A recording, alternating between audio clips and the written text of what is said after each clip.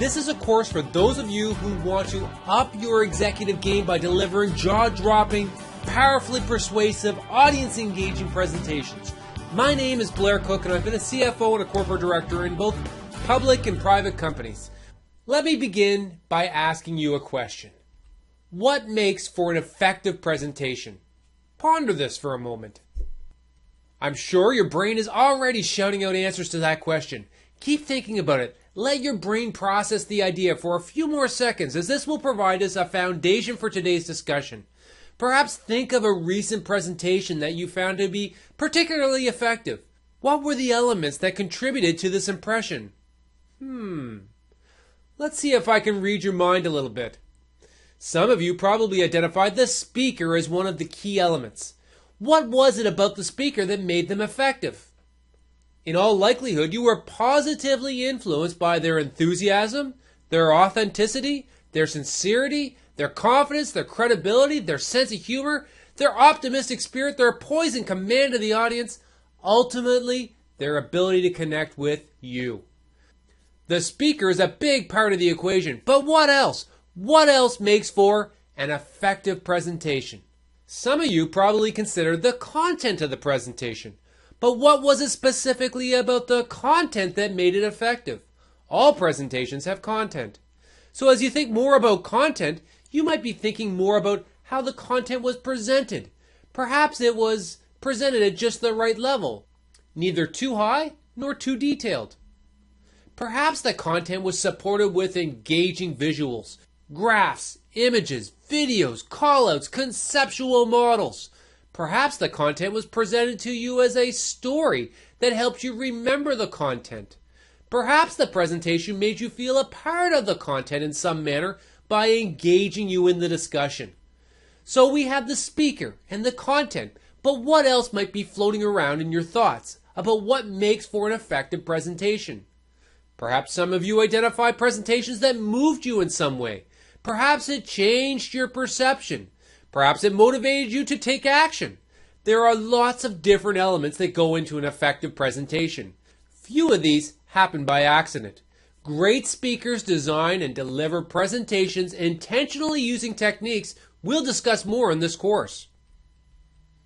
Another question I could ask you is what makes a presentation effective? This is slightly different than the question, what makes for an effective presentation, because now I want you to consider the outcome of the presentation. Presenting just because we were asked to, or it's expected of us, or we're getting paid to present, none of these reasons lead us to a specific outcome.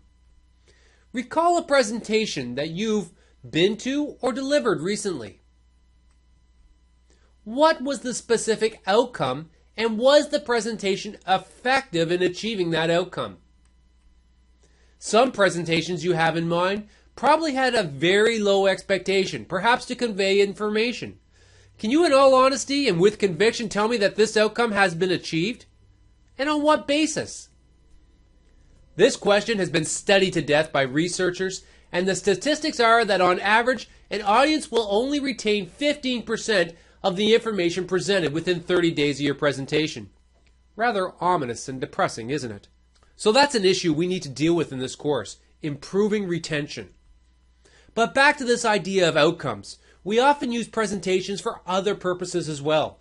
We may want our audience to take an action of some sort. Perhaps it's to approve your business plan, lend your company money, invest in your stock, adopt your recommendations. There are any number of desired outcomes. In this case, we need to influence and persuade our audience to see the world our way. This is truly one of the great challenges of presentations and the crux of executive influence. That is, to get others to follow. In finance, we face a number of unique challenges in making our presentations. First of all, we need to address complexity. Finance, accounting, tax, and reporting matters are technically complex areas.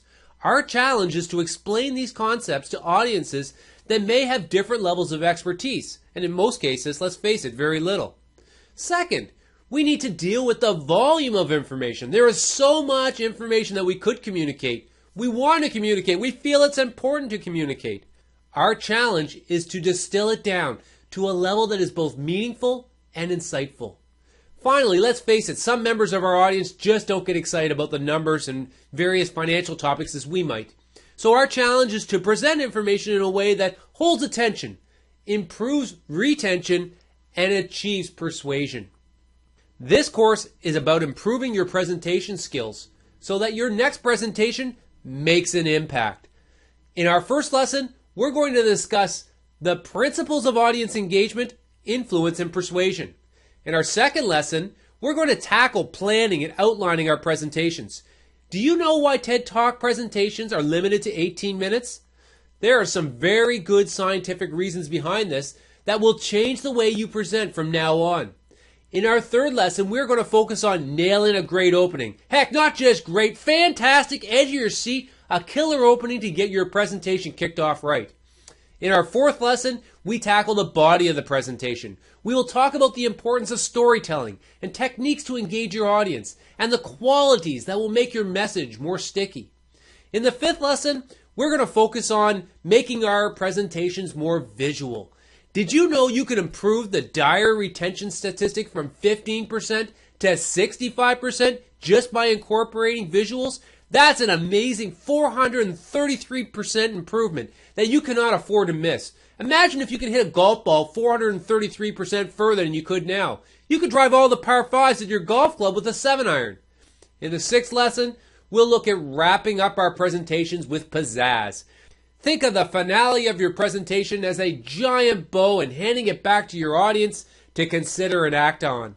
In the seventh lesson, we'll look at presentation techniques. How should you stand? How should you sit? How should you set up the room? What should you be doing with your hands? Finally, we've got the Q&A sessions to consider in our last lesson.